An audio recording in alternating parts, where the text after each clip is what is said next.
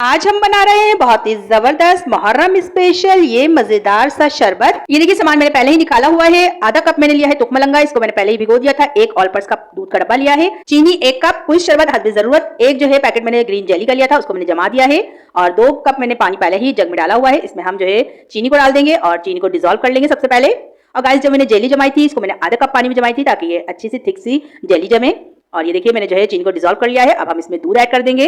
Guys अगर आप चाहें तो दूध इसमें डाल सकते हैं, नहीं तो आप स्किप भी कर सकते हैं। दूध वाला शरबत ज्यादा अच्छा लगता है तो इसलिए मैं इसमें दूध ऐड कर रही हूँ।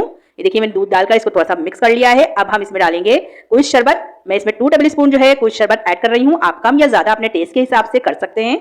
अब जो है मैं इसमें डाल रही हूँ तुकमलंगा। ये 2 टेबल स्पून जो है तुकमलंगा मैंने लेकर भिगो दिया था। ये हाफ कप के करीब जो है बन गया था भीगने के बाद। अब जो है शरबत तैयार हो गया है गाइस। इसमें सबसे लास्ट में हम डालेंगे जेली। और जेली जो है मैंने कट कर ली थी बिल्कुल बारीक बारीक सी छुरी की मदद से। इसको डालने के बाद हम मिक्स करेंगे। इसको मिक्स करने के बाद गाइस अगर आप चाहें तो इसको